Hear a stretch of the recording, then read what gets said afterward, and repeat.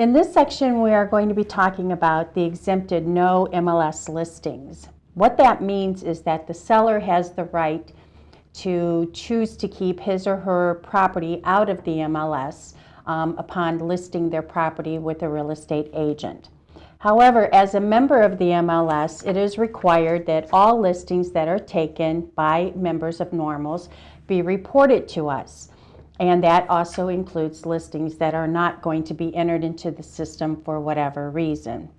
There are three different types of no MLS listings, or exempted or office exclusive, however you want to label them, and we're going to talk about those three different types.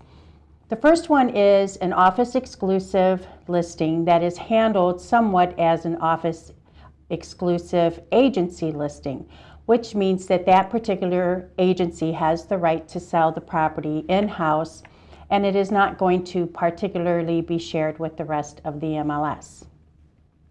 These types of no MLS listings are called office exclusives, and they are held within a period of time. Sometimes the seller will indicate that they will give that particular brokerage about 28 days or 20 days, 15 days, whatever the case may be, to sell that property internally and not have to pay a buyer's agent compensation other than what is being paid within that brokerage firm itself. The other type of no MLS listing is to be withheld for a specific period of time. It's going to be shared with the membership, and anyone can bring the procuring cause. These are the types that perhaps the seller wants to do a new roof or put in new carpeting. And in order for you to secure that listing, you take that listing at the time and you indicate that there will be no showings until a specific period of time. Those are no MLS listings until a specific date. The other type of no MLS listing is perhaps the one that would be considered completely no MLS, and those are listings that will never actually be entered into the MLS. They are being handled outside of the MLS. No one as a member of the MLS will have an opportunity to sell that property.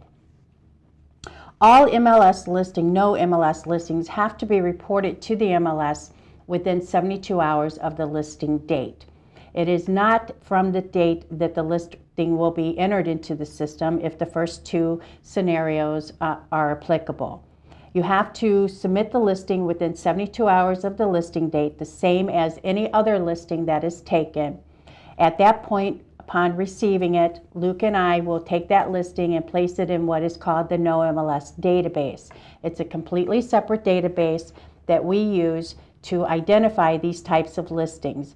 And the reason for this is, again, as a member of NORMLS, all listings that are taken from members of NORMLS have to be reported to the MLS.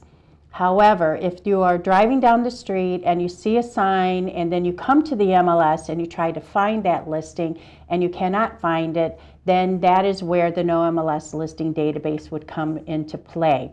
You would contact the NORMLS and ask if there is a listing on file, and if there is, at that point we would indicate that yes, however, it's a no MLS listing, therefore you will have to contact that number and agent on the sign to see if it's a listing that you are able to actually show or not.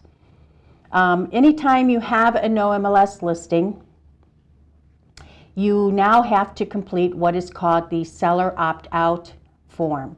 What this is, it's a separate form that indicates that your seller is aware that he or she is opting out of having his or her listing in the multiple listing service. The opt-out form has two different sides. One is a complete opt-out, which means it will never go into the MLS, it will never appear on Realtor.com, it will never appear on any of the IDX sites, and that the seller understands that at no given time will it be included into the system for comparable purposes only. Those opt-outs are complete opt-outs and will never appear anywhere in the system. The secondary part of the seller opt-out form is the portion where you could withhold it for a period of time, as indicated, maybe to make some home improvements, whatever the case may be. You would indicate at that time when you expect the listing to be entered into the system.